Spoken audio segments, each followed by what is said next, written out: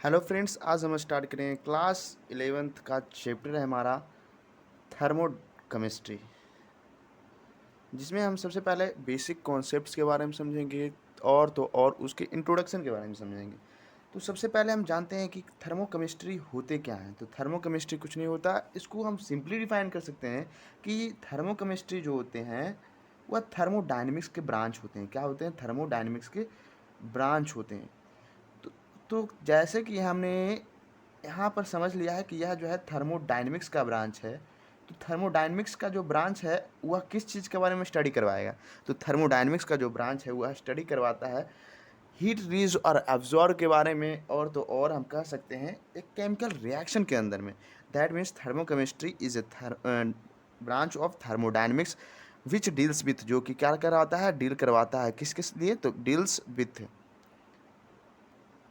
Thermo chemistry is a branch of thermodynamics which deals with heat release or absorbed heat release or absorbed by the system। इसी को क्या कहते हैं? Thermochemistry कहते हैं। अब आपने वर्ड सुना सिस्टम, तो ये सिस्टम क्या होता है? तो सिस्टम के बारे में आइए समझते हैं। तो सिस्टम क्या होते हैं? ये हमारे कुछ रिलेटिव टर्म्स हैं। तो सिस्टम के बारे में सबसे पहले समझते हैं। तो यूनिवर्स का कोई भी पार्ट को हम लोग क्या कहते हैं? सिस्टम कहते हैं। यानी anything in the universe, any thing in the universe is called system. Universe में कोई भी चीज़ जो है उसे क्या कहेंगे? सिस्टम कहेंगे। दूसरा जो हमारा टर्म आता है वह हमारा आता है सराउंडिंग। तो व्हाट इज सराउंडिंग? तो सराउंडिंग इज नथिंग, जो अदर पार्ट, जो रिमेनिंग पार्ट हो गए सिस्टम को छोड़कर जो भी बच गए वह हमारे हो जाते हैं सराउंडिंग। यानी remaining part of the earth, remaining part of the earth नहीं, यूनिवर्स बोल देता हूँ मैं, of the universe is called surrounding. यानी जो कोई भी चीज़ को हम अगर सिस्टम में रख लेंगे उसको सराउंडिंग में नहीं रखेंगे, और जो भी सिस्टम में रहेगा उसके अलावा बाकी सही बचे हुए चीज़ जो है सराउंडिंग में आ जाएंगे। तो इन दोनों को सेपरेट करने वाला कोई माध्यम होगा, उसे हम कहते हैं बाउंड्री। तो ये बाउंड्री क्या होते हैं? तो बाउंड्री के बारे में हम समझते हैं। तो जो भी चीज़ सेपरेट कर दी इन दोनों चीज़ों को, यानी anything which can separate system and surrounding, anything which can separate separate system and surrounding, उसे क्या कहते हैं? उसे हम कहते हैं बाउंड्री। फिर हमारा आता है कुछ प्रकार के सिस्टम। सिस्टम के भी कुछ टाइप्स होते हैं। तो टाइप्स के बारे में अगर हम समझना चाहें, सिस्टम के टाइप्स के को समझना चाहें हम, तो जैसे सबसे पहला इसमें आता है हमारा ओपन सिस्टम। तो ओपन सिस्टम का कुछ अलग ही खासियत है। तो ओपन सिस्टम क्या होते हैं? तो both energy and mass transfer is taking place. इसमें दोनों, एक तो एनर्जी और दूसरा मास, दोनों का ट्रांसफर जो है टेकिंग प्लेस होता है, उसे क्या कहते हैं? Open system. यानी both energy and mass transfer can be taken place, that is called open system. आप लोग इसे लिख लीजिएगा। फिर है हमारा, इसी का एक एग्जांपल मैं लेके आपको समझाता हूँ। जैसे कि एक मैं कंटेनर ले लेता हूँ जिसमें हमारा कुछ वाटर है, और मैं इसको एवोपरेट कर रहा हूँ, इसको मैं हीट दे रहा हूँ नीचे से। तो यहाँ जो है यह सिस्टम है कहला जाएगा अगर, तो ये सराउंडिंग हो जाएंगे। और यह जो हमारा सेपरेट कर रहा है इन दोनों को, दैट इज कॉल्ड बाउंड्री, इसे हम बाउंड्री कह देंगे। और ये जो हमारा स्टीम निकलेगा, जो भी हमारा स्टीम निकलेगा, वह क्या क्या कहला जाएगा? वह कहला जाएगा हमारा एनर्जी ट्रांसफ़र। दैट मीन्स यहाँ पर क्या हो रहा है? एनर्जी का ट्रांसफ़र होता है। यानी यह हम कह सकते हैं कि यह एक ओपन सिस्टम है। दूसरा हमारा आता है इसमें क्लोज सिस्टम। तो क्लोज सिस्टम क्या होते हैं? तो इसमें सिर्फ और सिर्फ एक ही चीज़ की ट्रांसफ़र होती है, that is called energy. Energy का ट्रांसफ़र होता है, only energy transfer, only energy transfer. यहाँ सिर्फ और सिर्फ एनर्जी का ट्रांसफ़र होता है। तो only energy transfer is taking place between system and surrounding, that is called close system. यानी सिस्टम और सराउंडिंग के बीच में यदि एनर्जी और मास दोनों का ट्रांसफर हो तो वह ओपन सिस्टम में आ जाएगा। ओनली एनर्जी का ट्रांसफर हो क्लोज सिस्टम में आ जाएगा। फॉर एग्जाम्पल मैं देख लेता हूँ, मैं एक अगर मैं कंटेनर लेता हूँ जो कि बंद है पूरी तरीके से, और इसके अंदर एयर है, तो अंदर आ जाएगा सिस्टम, बाहर सराउंडिंग, और ये जो सेपरेट कर रहा है दैट इज बाउंड्री। तो यहाँ पर आप देख रहे होगे सिर्फ और सिर्फ एनर्जी का ट्रांसफर हो रहा है, मास का ट्रांसफर नहीं हो रहा है। तीसरा जो हमारा आता है और जो इम्पोर्टेंट है वह है हमारा आइसोलेटेड सिस्टम। तो जो हमारा ये आइसोलेटेड सिस्टम है, यहाँ पर क्या ट्रांसफ़र होते हैं, तो यहाँ पर सिर्फ और सिर्फ बोल सकते हैं कि ना ही हीट ट्रांसफ़र होगा ना ही मास ट्रांसफ़र होगा। That means both energy and mass transfer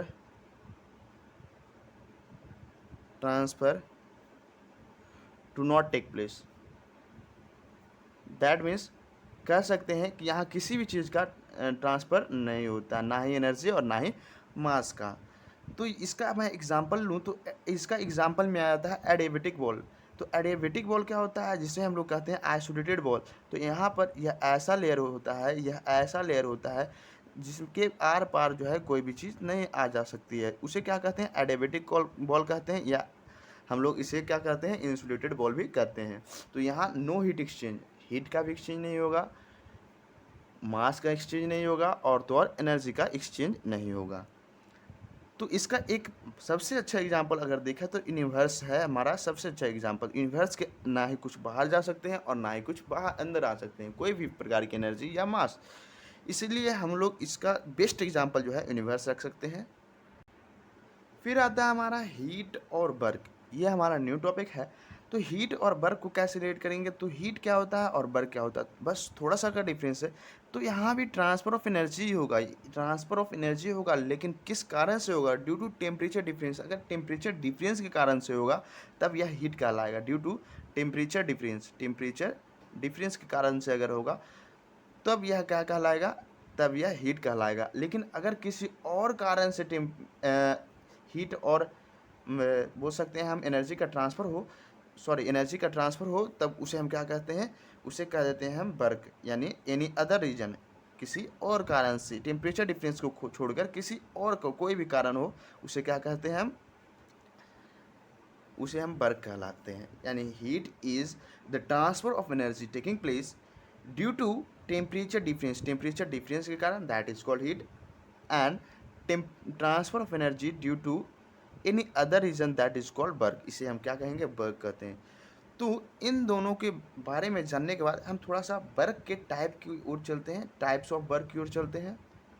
तो वर्क भी दो प्रकार के होते हैं, जिस प्रकार से मैं दिखलाता हूँ आपको। एक होता है हमारा पीवी वर्क, और दूसरा होता है नॉन पीवी वर्क।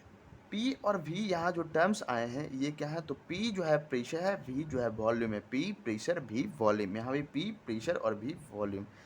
तो पीवी वर्क क्या होते हैं और नॉन पीवी वर्क क्या होते हैं, तो पीवी वर्क को ही हम क्या कहते हैं एक्सपेंशन और कंप्रेशन कहते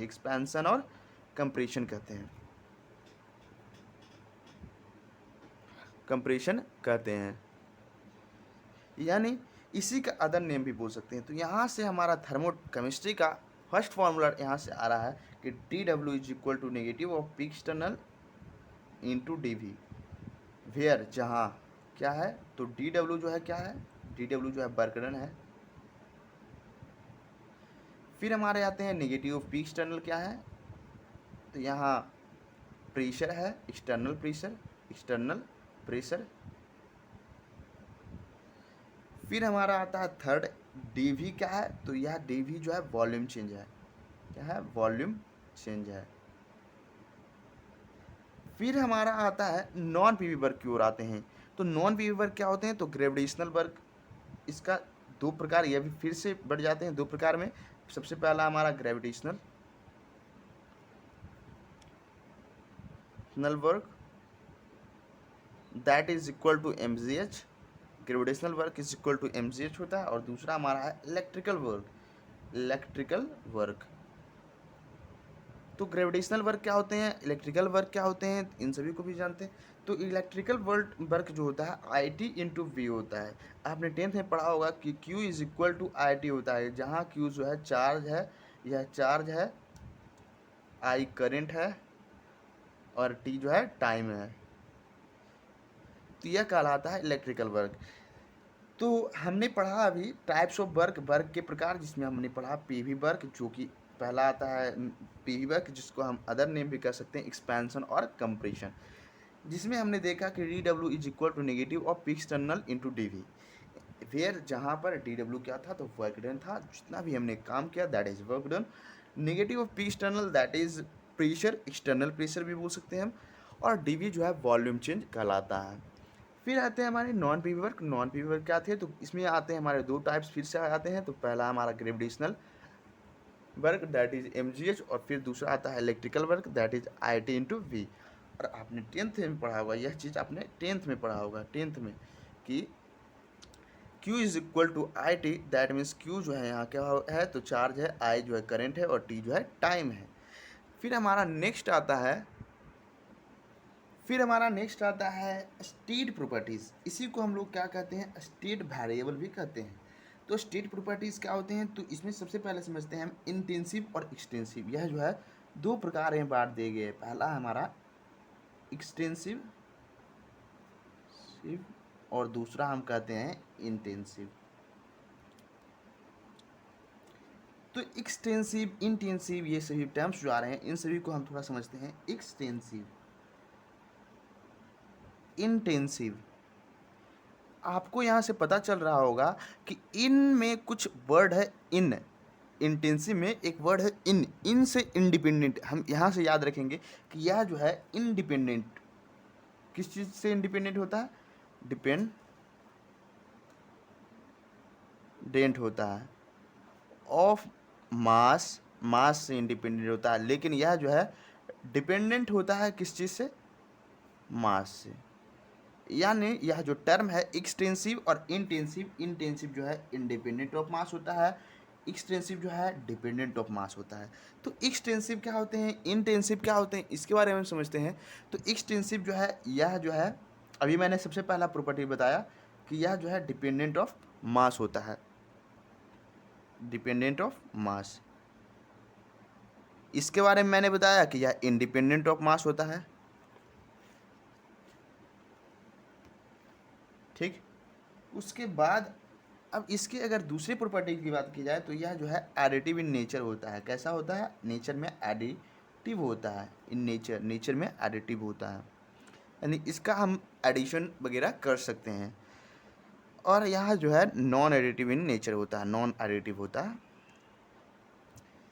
फिर आता है कि अगर इसकी बात की जाए तो इसके कुछ एग्जांपल्स को मैं देखता हूँ जो कि क्या होते हैं, डिपेंडेंट ऑफ मास होते हैं। तो सबसे पहला इसका एग्जांपल तो मास ही आ जाएगा खुद, फिर आ जाएगा वॉल्यूम, फिर आ जाएगा लेंथ, इसी प्रकार से रेजिस्टेंस, इसी प्रकार से आ जाएंगे हमारा हीट कैपेसिटी। यह आपके लिए एक नया टर्म होगा, हीट कैपेसिटी, जिसको हम आगे पढ़ेंगे। हीट कैपेसिटी, इसको हम लोग सी से डिनोट कर देते हैं। फिर आता है इंटरनल एनर्जी, इंटरनल एनर्जी, जिसको हम लोग यू से या फिर ई से, कैपिटल ई से डिनोट कर देते हैं। फिर आता है हमारा कुछ इंथाल्पी, जिसको हम लोग एच से डिनोट करते हैं। फिर आता है हमारा एंट्रोपी, जिसको हम लोग एस से डिनोट कर देते हैं। उसी प्रकार से एक और वर्ड आता है Gibbs free energy, free energy, जिसको हम लोग जी से डिनोट करते हैं ईटीसी। यानी ये सभी जो टर्म्स आए हैं यह मास से डिपेंडेंट हैं, और जो अगले टर्म्स मैं लिखूंगा वह इंडिपेंडेंट ऑफ मास होंगे। तो हीट कैपेसिटी जो है आगे हम टॉपिक्स में पढ़ेंगे, यह हमारे इसी चैप्टर में नेक्स्ट टॉपिक है। तो यहाँ पर अगर कुछ हम एग्जांपल्स की बात करें तो यहाँ का एग्जांपल कुछ इस प्रकार से आएंगे। तो जैसे कि आ जाते हैं pressure, temperature, molar mass, molar volume, molar heat capacity, refractive index. यहाँ आपने देखा मोलर, ये जो मास ओनली रहता है तब यह एक्सटेंसिव प्रॉपर्टी कहलाती है, लेकिन अगर इसमें एक वर्ड मोलर जोड़ दिया जाए तो यह एक इंटेंसिव में बदल जाती है।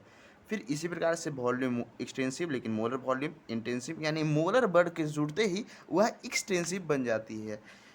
रिफ्रैक्टिव इंडेक्स आ जाते हैं हमारे, डेंसिटी आ जाती है, मोलरिटी आ जाती है, ये सभी चीज़ें आ जाती हैं। तो कुछ चीज़ों को देखते हैं हम, जैसे कि किसी वर्ड में अगर मोलर जुड़ जाए एक्सटेंसिव के साथ तो यह क्या कहलाती है, यह जो है इंटेंसिव बन जाती है। उसी प्रकार से अगर स्पेसिफिक जुड़ जाए तो स्पेसिफिक जुड़ जाए तो तब फिर से यह क्या बन जाएगी, इंटेंसिव बन जाएगी। अगर दो रेशियो लें किस चीज़ का, तो एक्सटेंसिव का, रेशियो ऑफ एक्सटेंसिव का, तो यह क्या आ जाएगा, इंटेंसिव आ जाएगा। क्या आ जाएगा, इंटेंसिव आ जाएगा। जैसे कि मैं आपको एक एग्जांपल देके दिखाता हूँ मैं, जैसे कि डेंसिटी इज इक्वल टू क्या होता है, डेंसिटी इज इक्वल टू होता है मास बटा वॉल्यूम, मास बटा वॉल्यूम। यानी यहाँ मास को आप अगर देखो तो एक्सटेंसिव है, वॉल्यूम देखो एक्सटेंसिव है, लेकिन अगर इसका हम रेशियो लिया है हमने, तो यह जो डेंसिटी आया है that is called intensive property. Intensive property के अंदर आता है, ये रहा देखिए आप। तो इसी प्रकार से हम नेक्स्ट टॉपिक को देखते हैं। अब हम पढ़ेंगे टाइप्स ऑफ प्रोसेस के बारे में, प्रोसेस के टाइप्स के बारे में, जिसमें सबसे पहला टाइप्स आता है हमारा आइसोथर्मल प्रोसेस। तो आइसो का मीन्स ये होता है, आइसो जो वर्ड है वो उसका मतलब होता है सेम और कांस्टेंट, सेम और कांस्टेंट। और थर्मल जो वर्ड है वह रिलेटेड है किस चीज़ से, तो टेम्परेचर से। दैट मीन्स इस प्रोसेस में क्या होने वाला है, तो इस प्रोसेस में कांस्टेंट टेम्परेचर होने वाला है। क्या होने वाला है, कांस्टेंट टेम्परेचर होने वाला है। आप एक बार फिर से समझिएगा, आइसो मीन्स सेम और constant, thermal means temperature. Thermal जो वर्ड है वह टेम्परेचर से रिलेटेड है, that means isothermal means constant temperature और सेम टेम्परेचर। यानी टेम्परेचर को हम टी से डिनोट करते हैं, तो कांस्टेंट टेम्परेचर, दैट मीन्स यहाँ पर जो टेम्परेचर होगा कैपिटल टी से डिनोट करते हैं, दैट इज कैपिटल जो टेम्परेचर होगा वह कांस्टेंट है।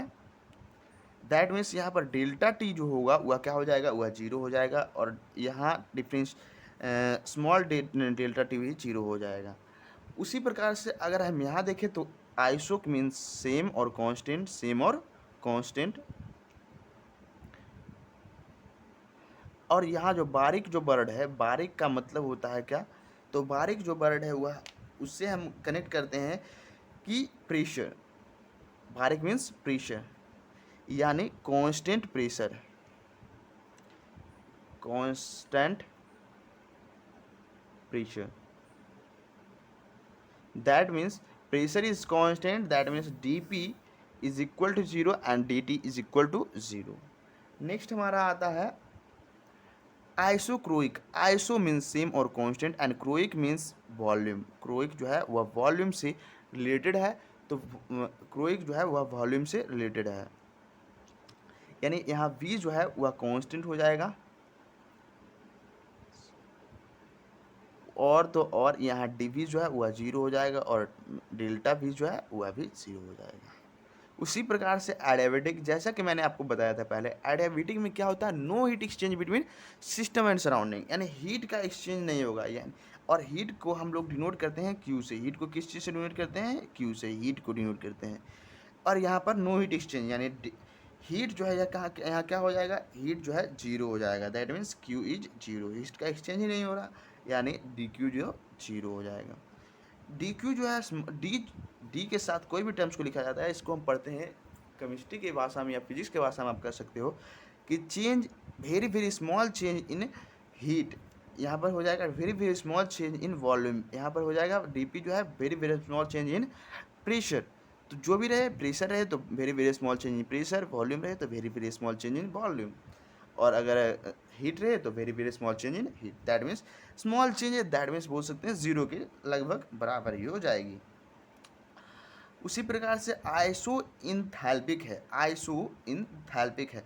तो इंथैल्पी जो वर्ड मैंने आपको अभी बताया था, ये देखिए आपको मैंने अभी यह वर्ड बताया था enthalpy, that is denoted by H. Enthalpy को किस प्रकार से डिनोट करते हैं, एच से डिनोट करते हैं, कैपिटल एच से। तो यहाँ iso enthalpy that means constant in enthalpy आ जाएगा, यानी enthalpy that is H is constant.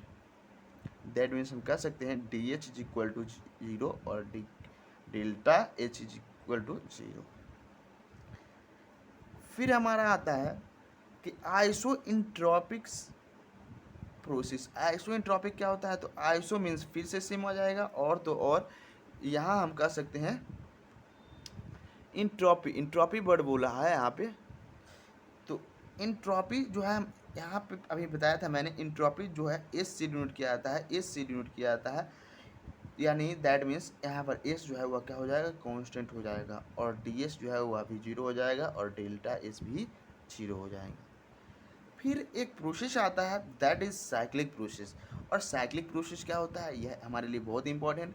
तो बोलता है system under goes through a series of changes. वैसा सिस्टम जिसके अंदर बहुत सारे चेंजेज हो, वैसा सिस्टम जिसके अंदर बहुत सारे चेंजेज आए, उसे क्या कहते हैं।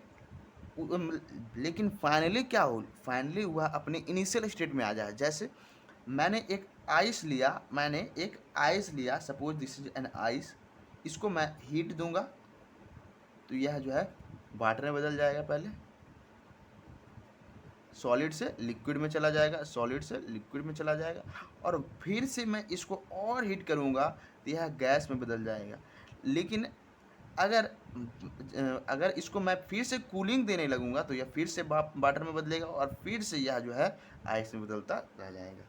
दैट मीन्स कह सकते हैं कि वैसा सिस्टम जिसके अंदर क्या हो, तो चेंजेज आए लेकिन अंततः हुआ अपने इनिशियल स्टेज में आए, पुराने स्टेज में आ जाए, उसे कहते हैं, उसे क्या कहते हैं, उसे कहते हैं हम साइक्लिक प्रोसेस। उसी को क्या कहते हैं, साइक्लिक प्रोसेस। जैसे मैंने P वर्सेस V का ग्राफ ले लिया है, प्रेशर वर्सेस वॉल्यूम का ग्राफ ले लिया है। यहाँ पर A है, यहाँ पर B सपोज करता हूँ मैं, और यहाँ C, A B और C को सपोज कर लेता हूँ। तो यह एक क्या बन जाएगा, यह एक ट्रायंगल बन जाएगा। अगर यहाँ से चलना मैंने शुरू किया, यहाँ से मैंने चलना शुरू किया इस डायरेक्शन में, और चलते चलते मैं इनिशियल स्टेज पर फिर से चला आया, दैट मीन्स यह प्रोसेस क्या कहला जाएगा, यह प्रोसेस जो है साइक्लिक प्रोसेस कहला जाएगा। Triangle sorry A B C A जो होगा वह एक साइक्लिक प्रोसेस हो जाएगा, वह क्या हो जाएगा, साइक्लिक प्रोसेस हो जाएगा। इस प्रकार से हमने इसे अंत किया है। फिर हमारा नेक्स्ट जो प्रोसेस आएगा वह हमारा स्पॉन्टेनियस प्रोसेस, जिसके बारे में हम देखते हैं आगे। फिर जो मैंने बताया था अभी कि स्पॉन्टेनियस प्रोसेस क्या होता है, तो स्पॉन्टेनियस प्रोसेस वह प्रोसेस है जिसे करने के लिए किसी प्रकार के एक्सटर्नल इफर्ट नहीं लगानी पड़ती, ह्यूमन को एक्सटर्नल इफर्ट नहीं लगानी पड़ती है, यानी यह जो है डन बाई इट सेल्फ, खुद से हो जाता है, अपने आप हो जाता है, इट सेल्फ, यानी इसे ह्यूमन इफर्ट की ज़रूरत नहीं है। लेकिन अगर हम बात करें नॉन स्पॉन्टेनियस प्रोसेस की, तो इसमें हमें इफर्ट लगानी होती है, यानी do not done by it self, do not done by it self, by it self, इसे करने के लिए हमारी ज़रूरत होती है। तो यह एक ऐसा प्रोसेस है जो कि अगर स्पॉन्टेनियस में बात करें तो यह यूनिडायरेक्शनल होता है, यूनिडायरेक्शनल होता है, इरिवर्सिबल इन नेचर होता है। कैसा होता है, नेचर में इरिवर्सिबल होता है, यानी वापस रिवर्स ना हो, जो एक बार हो गया वह वापस ना आए, इरिवर्सिबल प्रोसेस होता है, और द्वारा यूनिडायरेक्शनल होता है। अगर नॉन स्पॉन्टेनियस की बात किया जाए तो यह इरिवर्सिबल नहीं होता है, यह जो है रिवर्सिबल होता है, क्योंकि यह हमारे द्वारा किया जाता है, ह्यूमन इफर्ट्स के द्वारा किया जाता है, यह रिवर्सिबल होता है। उसी प्रकार से हमारा नेक्स्ट आता है प्रोसेस, रिवर्सिबल प्रोसेस क्या होता है, इरिवर्सिबल प्रोसेस क्या होता है। तो रिवर्सिबल प्रोसेस को आप नॉर्मली याद रखो कि रिवर्सिबल प्रोसेस वह प्रोसेस होता है जिसको करने के बाद हम वापस से उसके इनिशियल स्टेट में ले आए, उसे क्या कहते हैं, रिवर्सिबल प्रोसेस कहते हैं। और जो वापस अपने इनिशियल स्टेट में ना आए उसे कहते हैं इरिवर्सिबल प्रोसेस। इसको और थोड़ा लेंदी समझें तो यह एक ऐसा प्रोसेस है जिसमें प्रोसेस के डायरेक्शन को, जैसे मैं एक एग्जांपल लेता हूँ, जैसे एक नाइट्रोजन है एन और हाइड्रोजन के साथ रिएक्ट कर रहा है और बना रहा है NH3, ठीक है, इसको बैलेंस कर देता हूँ मैं। तो यह प्रोसेस है, तो यह एक ऐसा प्रोसेस लेना है जिसमें क्या हो, तो इस प्रोसेस को रिवर्स करने पर, इस प्रोसेस के डायरेक्शन को रिवर्स करने पर यह अपने ओरिजिनल स्टेट में आ जाए, उसे हम कहते हैं रिवर्सिबल प्रोसेस। और अगर इस प्रोसेस को रिवर्स करने पर यह अपने ओरिजिनल स्टेट में ना आए, वह हो जाता है इरिवर्सिबल प्रोसेस। तो नॉर्मली हम याद रखें कि रिवर्सिबल प्रोसेस जो होता है वह स्लो प्रोसेस होता है, यह जो होता है स्लो प्रोसेस होता है, और यह जो होता है इरिवर्सिबल यह फास्ट प्रोसेस होता है। कैसा प्रोसेस होता है, फास्ट प्रोसेस होता है।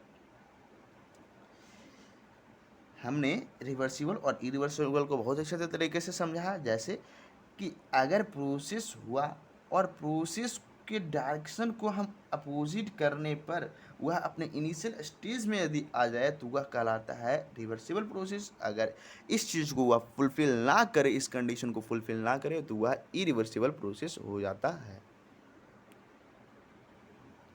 फिर हमारा आता है स्टेट फंक्शन और पाथ फंक्शन। तो स्टेट फंक्शन और पाथ फंक्शन क्या होते हैं, इनको वन बाय वन समझते हैं हम। तो सबसे पहले समझते हैं हम स्टेट फंक्शन क्या होता है। तो स्टेट फंक्शन जो है वह मेनली डिपेंड होता है किस चीज़ पर, तो इनिशियल और फाइनल स्टेज पर। State function is mainly dependent on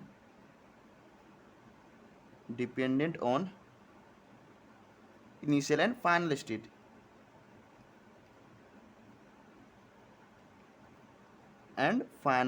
में लेकिन अगर हम बात करें पाथ फंक्शन की, तो यह जो है इनिशियल फाइनल और तो मतलब इनिशियल स्टेट, फाइनल स्टेट और तो और उस पाथ पर डिपेंड करता है जिस पाथ से यह गुजरा था।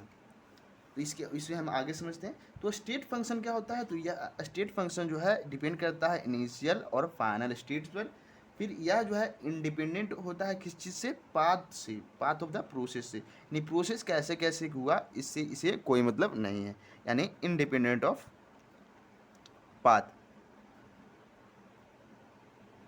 पाथ से इंडिपेंडेंट होता है। फिर अगर बात किया जाए तो इसके कुछ एग्जांपल्स भी आते होंगे। तो इसके एग्जांपल में आ जाते हैं हमारे pressure, volume, temperature, U that is internal energy, H enthalpy, S entropy और G गिब्स फ्री एनर्जी। यह सही मैंने आपको प्रीवियस पेजेस में लिखवा चुका हूँ मैं। फिर हमारा आता है एग्जाम्पल को मैंने देखा, जैसे इसमें एग्जाम्पल आते हैं pressure, volume, temperature, Gibbs free internal energy, enthalpy, entropy and Gibbs free energy. तो हम अगर देखें तो साइक्लिक अगर इंटीग्रेशन किया जाए किस चीज़ का, तो स्टेट फंक्शन का साइक्लिक अगर इंटीग्रेशन, अभी हमने साइक्लिक इंटीग्रेशन पढ़े थे, साइक्लिक प्रोसेस को हमने पढ़ा था पीछे, तो उसी का अगर इंटीग्रेशन किया जाए, साइक्लिक इंटीग्रेशन अगर किया जाए किस चीज़ का, और पाथ फंक्शन का ऑफ स्टेट फंक्शंस का, सॉरी स्टेट फंक्शन का पहले करता हूँ मैं। तो यह जो है हमेशा जीरो आएगा, हमेशा यह जीरो आएगा। इससे आप याद कर लोगे, यह इंपॉर्टेंट है। तो बोलता है कि जो साइक्लिक इंटीग्रेशन होता है पाथ फंक्शन स्टेट फंक्शन का, वह जीरो होता है। और साइक्लिक इंटीग्रेशन को हम इस प्रकार से डिनोट करते हैं, किस चीज़ को, साइक्लिक इंटीग्रेशन को। तो साइक्लिक इंटीग्रेशन का जो स्टेट फंक्शन होता है वह जीरो होता है। जैसे cyclic integration of D you zero, cyclic integration of D H zero, cyclic integration of D S zero. उसी प्रकार से इन सभी का साइक्लिक इंटीग्रेशन जो है जीरो आ जाएगा, यह साइक्लिक इंटीग्रेशन का साइन हो गया। यू से हम दर्शा देते हैं इंटरनल एनर्जी को, एच से इंथैल्पी को, एस से इंट्रोपी। उसी प्रकार से ये सभी जो सातों जो है एग्जाम्पल्स हैं, इसमें 7 ही एग्जाम्पल्स आते हैं और ये 7 एग्जाम्पल को आप लोग को याद कर लेना है। तो यह सभी जो है एग्जाम्पल हैं स्टेट फंक्शन का जिसका साइक्लिक इंटीग्रेशन जीरो होता है। तो आप लोग याद रखिए, इसको हम लोग इस प्रकार से भी कह सकते हैं कि डेल्टा यू साइक्लिक जो है वह भी जीरो होता है। यानी अगर हम इसे डी यू से क्या पढ़ते थे, तो very very small change in you का साइक्लिक इंटीग्रेशन कर रहे थे, लेकिन अब लार्ज चेंज इन यू का साइक्लिक इंटीग्रेशन भी जीरो ही होता है। लार्ज चेंज इन एच का साइक्लिक इंटीग्रेशन भी जीरो ही होता है। लार्ज चेंज इन एस का साइक्लिक इंटीग्रेशन क्या होता है, जीरो होता है। इसी प्रकार से हम नेक्स्ट को पढ़ेंगे। तो नेक्स्ट है हमारा पाथ फंक्शन। क्या है नेक्स्ट, हमारा पाथ फंक्शन है। तो पाथ फंक्शन क्या होता है, तो पाथ फंक्शन जो है वह डिपेंड करता है 3 चीज़ों पर। एक तो पहला इनिशियल, दूसरा फाइनल स्टेट एंड तीसरा पाथ पर, कि किस प्रकार से वह गया है, किस रास्ते से गया है। डिस्टेंस और डिस्प्लेसमेंट जैसा कि आपने देखा था, तो डिस्टेंस जो है वह पाथ पर भी डिपेंड कर जाती है, और लेकिन डिस्प्लेसमेंट जो है वह अपने इनिशियल और फाइनल स्टेट, बस इसी से आप एज्यूम कर सकते हो कि यह अपने initial state, final state and path पर डिपेंड करता है। फिर आता है हमारा, अगर इसका इंटीग्रेशन किया जाए किस प्रकार से इंटीग्रेशन, तो साइक्लिक इंटीग्रेशन, तो यह जीरो नहीं होता है। स्टेट फंक्शन में जैसा कि हमने अभी देखा था कि साइक्लिक इंटीग्रेशन जो है वह जीरो हो जाता था, लेकिन पाथ फंक्शन में साइक्लिक इंटीग्रेशन जीरो नहीं होता है, यानी cyclic integration of path function is not zero,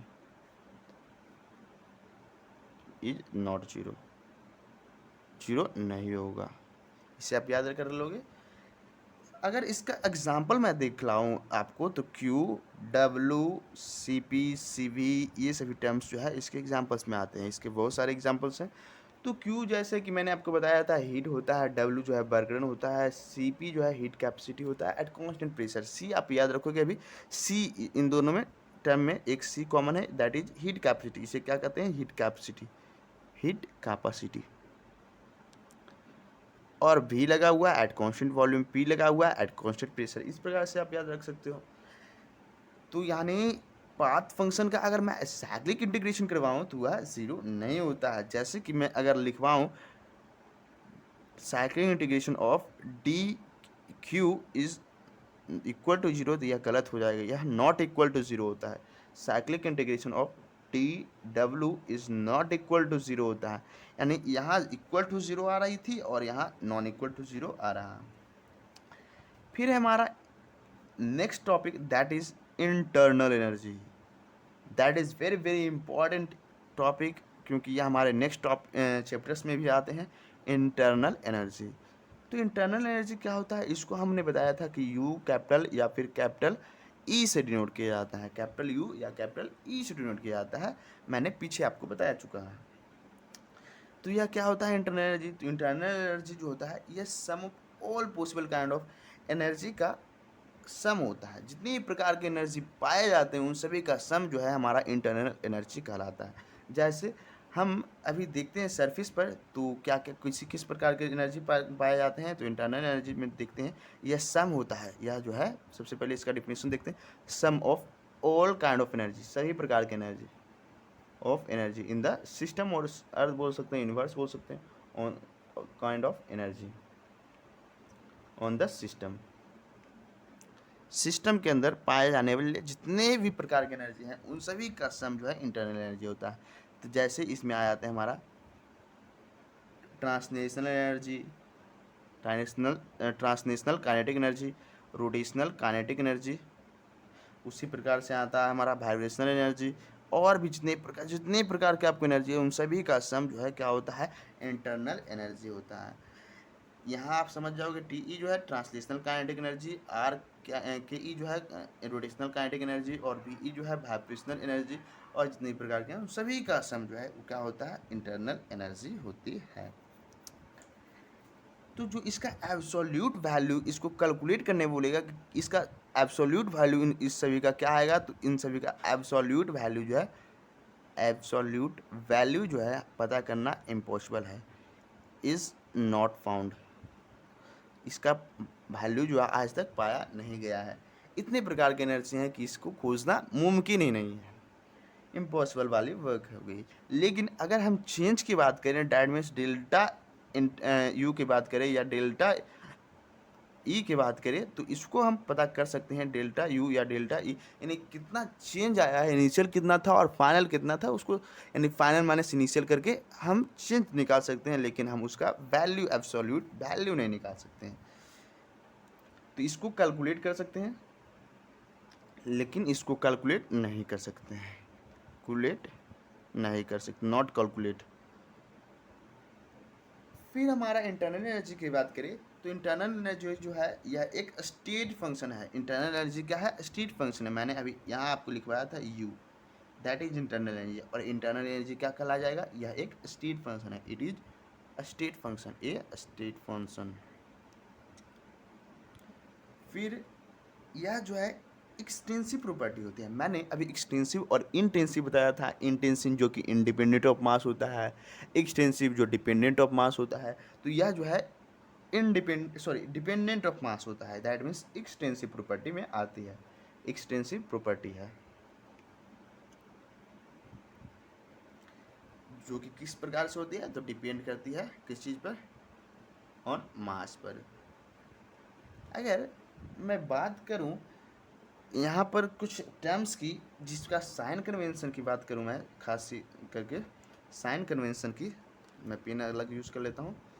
sign convention की मैं बात करूँ तो जो भी हीट एब्जॉर्ब होता होगा बाय द सिस्टम के द्वारा, दैट इज पॉजिटिव। उसी प्रकार से यानी heat absorb by the system क्या होता है, पॉजिटिव होता है उसका साइन। अगर हीट रिलीज वह हम निकालें तो नेगेटिव होता है। जब भी नेगेटिव देखो थर्मोडायनेमिक्स में या थर्मोकेमिस्ट्री में, तो आप नेगेटिव का मतलब यह साइन कन्वेंशन के हिसाब से हीट रिलीज समझोगे, और जब भी पॉजिटिव देखो तो यह हीट एब्जॉर्ब समझोगे। उसी प्रकार से वर्क डन में देखें तो work done on the system अगर बात की जा रही है तो यह पॉजिटिव होता है, यानी सिस्टम पर वर्क डन तो पॉजिटिव, लेकिन सिस्टम के द्वारा वर्क डन यानी नेगेटिव। सिस्टम के द्वारा वर्क डन यानी बाय द सिस्टम अगर वर्क डन हो रही है तो नेगेटिव हो जाएगी। इस प्रकार से हम इसका साइन कन्वेंशन देखते हैं। मैंने अभी आपको एक एग्जाम फार्मूला याद करवाया था कि D W is equal to negative of P external into D V, जहाँ पर मैंने बताया था डी डब्ल्यू जो है वर्क डन है, डी वी जो है वॉल्यूम चेंज है, और पी एक्सटर्नल जो है प्रेशर है, नेगेटिव ऑफ एक्सटर्नल प्रेशर। तो अगर इसकी मैं बात करूं तो इसका साइन कन्वेंशन की अगर बात करूं तो मैंने अभी जैसे कि आपको बताया कि वर्क डन पॉजिटिव होता है, नेगेटिव होता है, इस प्रकार से। तो फॉर एक्सपेंशन की केस में बात करूं, एक्सपेंशन जब भी एक्सपेंशन होता है किसी भी चीज़ का, और फॉर कंप्रेशन की बात करूं, दोनों की बात करते हैं हम। तो एक्सपेंशन के केस में देखता है हम कि डी वी जो है, यह डी वी जो है, यदि डी वी जो है यहाँ एक्सपेंशन के केस में पॉजिटिव होता है, हमेशा पॉजिटिव, इसे आप याद कर लोगे। और यहाँ डी वी जो है कंप्रेशन के केस में निगेटिव होता है। कैसे, तो मैं आपको फील करवाता हूँ इसकी। तो डी वी यानी वॉल्यूम चेंज, वॉल्यूम में अगर चेंज लाते हैं, आपने साइकिल में हवा भरी होगी, तो अगर आप पंप को ऊपर रखते हो यानी वॉल्यूम उसमें क्या होती है, ज़्यादा होती है वॉल्यूम। जैसे या फिर एक बलून को आप सपोज करो, उससे आप अच्छा रिलेट कर पाओगे। तो एक बलून जैसे आप लेते हो, तो एक सपोज करो यह बलून है, अब यह बलून है, इसका वॉल्यूम v है। अब इसको और एक्सपेंड करवाऊंगा तो इसका वॉल्यूम v प्लस समथिंग आ जाएगा, यानी यह जो वॉल्यूम है वह कुछ प्लस में आ गया। और अगर इसको और कंप्रेस कर दूंगा, इसको छोटा करूंगा मैं, तो v माइनस समथिंग आएगा। इसका अगर वॉल्यूम मैं छोटे वाला का वॉल्यूम खोजूं तो आप बड़े माइनस छोटे करोगे, यानी माइनस का कैसा आएगा, यानी नेगेटिव हो जाएगा। उसी प्रकार से यहाँ अगर डी वी पॉजिटिव और डी वी नेगेटिव आ जाता है, एक्सपेंशन के केस में पॉजिटिव और कंप्रेशन के केस में नेगेटिव। तो यदि एक्सपेंशन के केस में डी वी पॉजिटिव तो डी डब्ल्यू क्या होगा भाई साहब, तो डी डब्ल्यू ये रहा। तो यहाँ पर नेगेटिव और पॉजिटिव फिर से क्या आ जाएंगे, नेगेटिव आ जाएंगे, यानी डी वी अगर पॉजिटिव तो ये नेगेटिव। इधर देखता हूँ मैं, अगर डी वी नेगेटिव तो negative negative positive, that means D W is positive. इस प्रकार से कुछ आ जाएगी, आपको इसे याद कर लेना है, यह बहुत ही ज़्यादा इंपॉर्टेंट है। इससे हमारे न्यूमेरिकल सॉल्व होंगे। फिर हमारा नेक्स्ट जो टर्म आता है दैट इज इंथाल्पी। इंथाल्पी क्या होता है, इंथाल्पी मैंने पीछे डिस्कस किया था, जो एक एक्सटेंसिव प्रॉपर्टी था, यानी डिपेंडेंट ऑफ मास था। किस चीज़ पर डिपेंड करता था, डिपेंड ऑन मास था। और तो और इंथाल्पी मैंने स्टेट फंक्शन का एक एग्जाम्पल भी लिया था, जिसमें याद करो आप, पी वी टी यू जी एच एस ये लिया था, ये देखिए अब एच आ गया, एच इज इंथाल्पी। अब इसी के बारे में हम पढ़ते हैं। तो इंथाल्पी क्या होता है, इंथाल्पी के बारे में थोड़ा सा समझते हैं हम। यह एक स्टेट फंक्शन है, दूसरा यह एक एक्सटेंसिव प्रॉपर्टी होती है, दैट मीन्स डिपेंड करती है मास पर। तो इंथाल्पी को हम कैलकुलेट कैसे करते हैं, यह ज़रूरी है। तो इंथाल्पी इज इक्वल टू होता है U plus P V, where U जो है आपने अभी याद कर लिया होगा, इंटरनल एनर्जी है। क्या है, इंटरनल एनर्जी है। पी जो है प्रेशर, वी जो है वॉल्यूम है। उसी प्रकार से D H is equal to D U plus D P V, that means मैंने इसका क्या किया, इसका डिफ्रेंशिएशन कर दिया है, इसका डिफ्रेंशिएशन कर दिया है, जो कि आपने मैथमेटिक्स में डिफ्रेंशिएशन वगैरह पढ़ लिया होगा, शिएशन कर दिया है। तो अगर आप इसको डिफ्रेंशिएट करते हो तो यहाँ टर्म एक आगे आते हो डी, और सभी की जगह डी लाते हो, और ये इसका डिफ्रेंशिएशन जो है D H is equal to D U plus D P भी हो जाती है। इसको मैं थोड़ा और एक्सप्लेन करके लिखता हूँ, अगर मतलब इंटीग्रेट करके लिखता हूँ इसको, अगर मैं इंटीग्रेट करके लिखता हूँ इंटीग्रेटेड फॉर्म में, तो मैं इस प्रकार से लिख सकता हूँ delta H is equal to delta U plus delta P V. यानी इंटीग्रेशन करते हैं तो डेल्टा लगाते हैं हम, और जब डिफ्रेंशिएशन करते हैं तो डी लगा देते हैं। डी जो है वेरिएबल्स में स्मॉल चेंज है, और डेल्टा जो है एक बिग चेंज है उसके कंपेरिजन में। यानी यह दोनों फार्मूले जो हमारे यहाँ से डिराइव हुए हैं, यह बहुत ही इंपॉर्टेंट फार्मूला डिराइव हुए हैं। इंथाल्पी को आप लोग को डायरेक्ट क्वेश्चन में बोलेंगे कि चेंज ऑफ इंथाल्पी निकाल दो या फिर इंथाल्पी निकाल दो, तो आप यह चेंज ऑफ इंथाल्पी निकाल दोगे, या इंथाल्पी हो गया direct. Very very small change in enthalpy पूछेगा तो यह आपका फॉर्मूला लग जाएगी। तो उसी प्रकार से अगर हम नेक्स्ट देखें इंथाल्पी में ही, तो एट कांस्टेंट प्रेशर, एक कांस्टेंट प्रेशर पर अगर फेज ट्रांसफॉर्मेशन को हम समझने की कोशिश सोचे, यानी टेम्परेचर को अगर हम कांस्टेंट ले लें और फेज ट्रांसफॉर्मेशन के बारे में हम सोचे कि phase transformation that means liquid से गैस बन गया, गैस से लिक्विड बन गया, यानी उसका स्टेट जो है वह चेंज हो जाएगा। जैसे वह पहले लिक्विड में था अभी सॉलिड बन गया या फिर गैस बन गया, उसका स्टेट कुछ चेंज होता है, उसे क्या कहते हैं, फेज ट्रांसफॉर्मेशन कहते हैं। तो इसके बारे में अगर हम देखें तो यहाँ पर हमने कुछ फॉर्मूला भी याद किया है, H is equal to U plus P V. दूसरा फॉर्मूला हमने याद किया D H is equal to D U plus D P V. तीसरा फॉर्मूला याद किया delta H is equal to delta U plus delta P V. अगर मैं इस सेकेंड वाले फॉर्मूला से आपको लेकर चलूँ तो D H is equal to D P V. अगर मैं इसे एक गैसियस फेज में एज्यूम करें कि यह जो है हमेशा गैस में हो, यदि गैस में हो तो क्या होगा, तो D H is equal to हो जाएगा डी यू प्लस, क्या है पहले सिर्फ डी पी भी है और यह बदल जाएगा D H is equal to D U plus P V is equal to, हम आपने आइडियल गैस में पढ़ा होगा P V is equal to N R T. Ideal gas का यह एक इक्वेशन है P V is equal to N R T. तो पी वी की जगह हम क्या लिख देंगे, एन आर टी लिख देंगे, एन आर टी, जहाँ एन जो है नंबर ऑफ मोल होता है, आर जो है क्या होता है, कांस्टेंट होता है, बोल्ट्जमान कांस्टेंट से कहते हैं, और टी जो है टेम्परेचर होता है। तो delta D U plus D N, N को हम लोग अगर हम सिर्फ और सिर्फ गैसेस फेज के लिए ले रहे हैं तो डी एन जी आर टी भी लिख सकते हैं। यानी यह सिर्फ और सिर्फ यह फॉर्मूला जो है एप्लीकेबल होगा किसके लिए, तो जब यह गैसियस फेज में हो, यानी D H is equal to D U plus delta N G R T, D H is equal to D U plus delta N G R T. इस फॉर्मूले को यूज़ करके हम अभी कुछ मतलब क्वेश्चन वगैरह भी करेंगे। तो आपको मैं क्वेश्चन की ओर लेके चलता हूँ, दिखाता हूँ कि कैसे कैसे क्वेश्चन आते हैं यहाँ पे। तो उससे पहले क्वेश्चन की ओर जाने से पहले मैं कुछ आपको बताना चाहूँगा कि जैसे हमने D H is equal to D U plus delta N G R T लिख दिया, उसी प्रकार से हम इसके फॉर्म में भी तो लिख सकते हैं ना।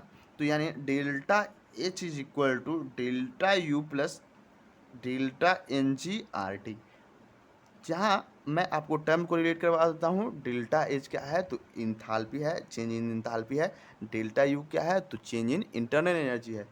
और मैंने जैसा कि आपको बताया था कि इंटरनल एनर्जी को कैलकुलेट नहीं कर सकते, उसका एब्सोल्यूट वैल्यू नहीं निकाल सकते हैं, लेकिन अगर उसका चेंज पूछे यानी चेंज इन इंटरनल एनर्जी पूछे तब हम बता सकते हैं।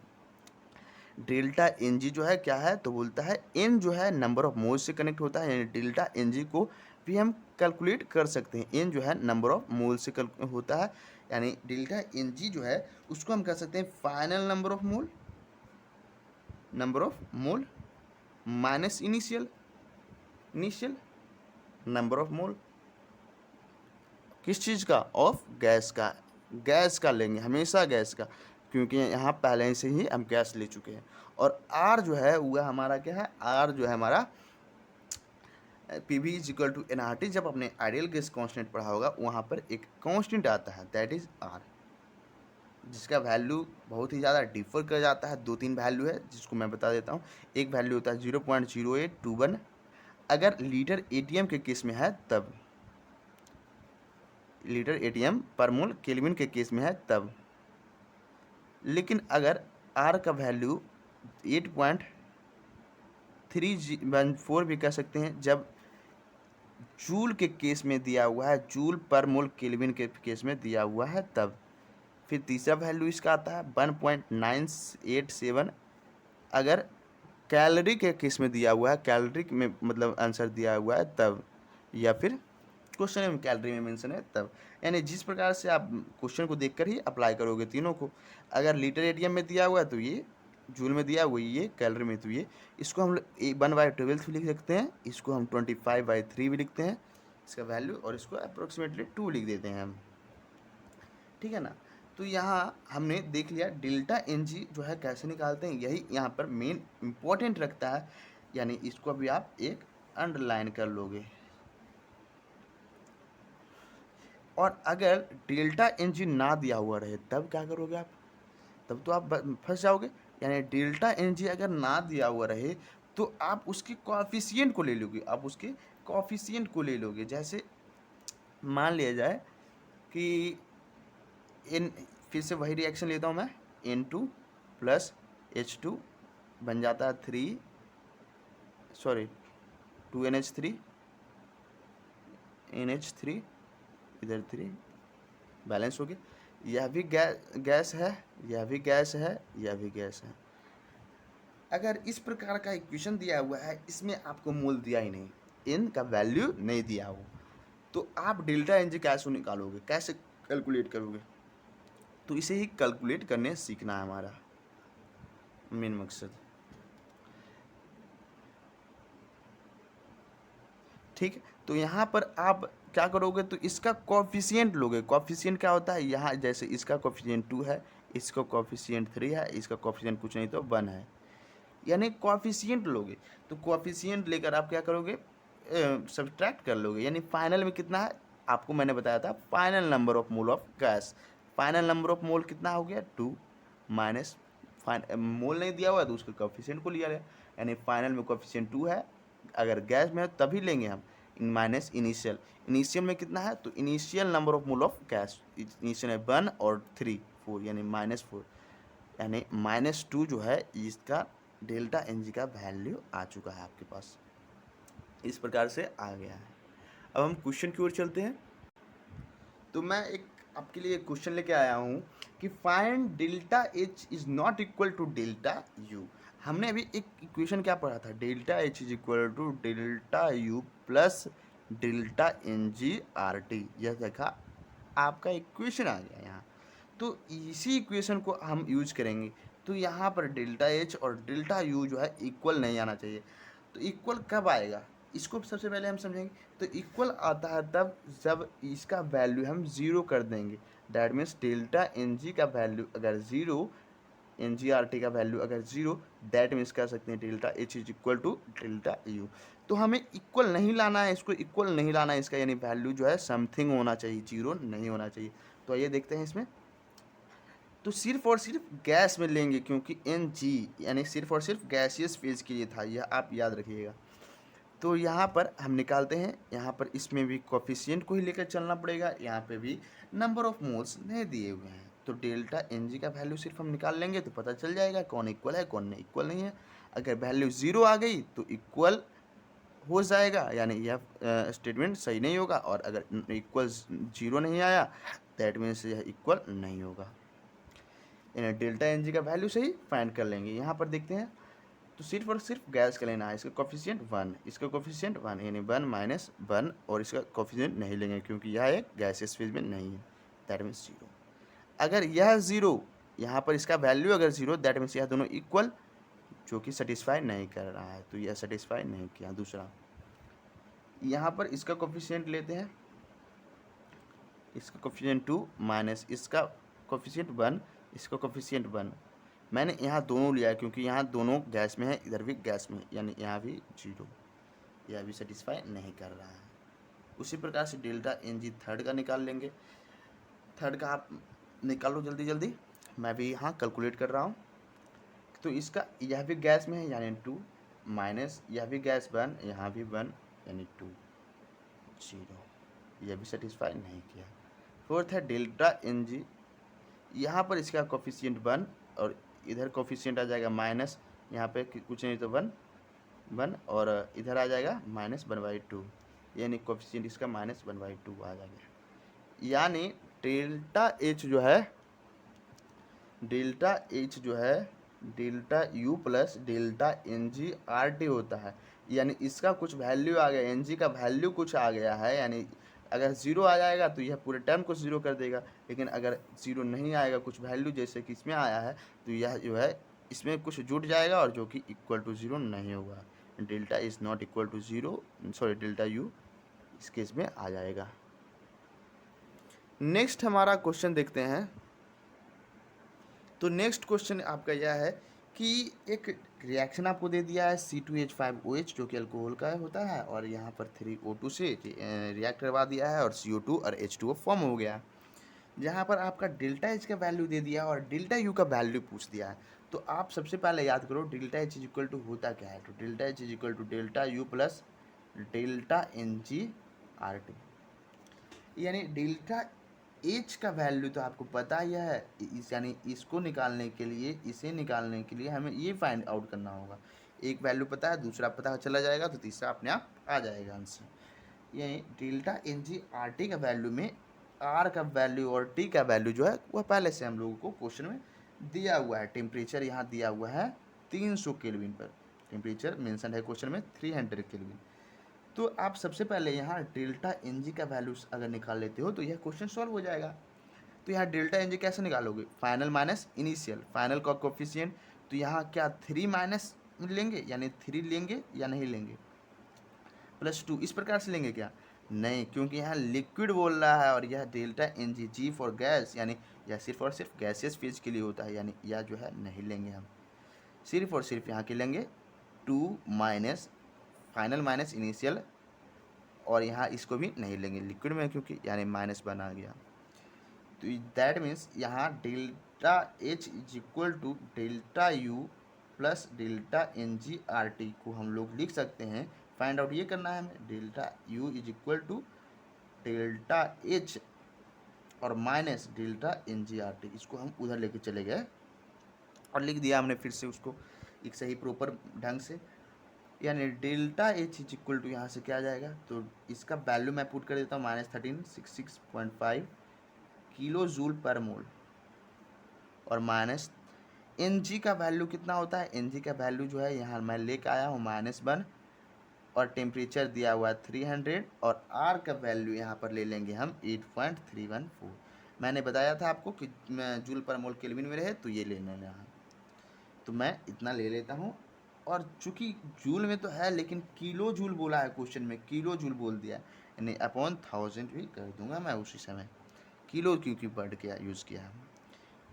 तो यहाँ पर 2020 कैंसिल आउट हो जाएंगे और इस प्रकार से आ जाएगा कुछ -1366.5 + 1 × 2.5 किलो जूल, और इसको कैलकुलेट करता हूँ मैं 0.5 और -13.64 किलो जूल पर मोल आ जाएगा।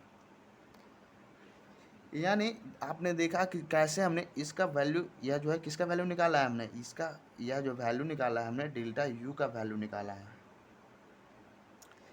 यानी सबसे पहले आप फॉर्मूलों को रिवाइज करो और इसको याद करो, लगातार पढ़ो जब तक याद ना हो जाए, और प्रत्येक 10 मिनट आप फॉर्मूला पर टाइम ज़रूर दो। मैं नेक्स्ट टॉपिक की ओर जाता हूँ जो कि आपकी है, तो यह हमारा चैप्टर का इस भाग में लास्ट सेक्शन था जिससे हम कंप्लीट करेंगे नेक्स्ट वीडियोस में। और नेक्स्ट वीडियोस को पाने के लिए हमारे चैनल को सब्सक्राइब करें और लाइक को बटन को अवश्य दबाएं। Thank you, happy and. लोग धुआं धुआं कर रही है गाइज। और ये देख रहे हैं वातावरण बहुत ही शांत है गाइस, कृपया कर अरे साला बंद करना, लाइट बंद में बढ़िया आता है बहन जो लौड़ा तो लाइट जला। अरे ठीक है अरे शांति से शांति से रह, तुम लोग कह रहे साला बंद क्यों नहीं समझ में आता रे। कितना मस्त एलपीजी में साला जल रहा था। अच्छा रुको ना छोड़ ना, अगर से एक्सपेरिमेंट कर रहे साला ये का गाड़ी जला सकता है कहीं जलाते हैं। गाड़ी में लगा दूंगा।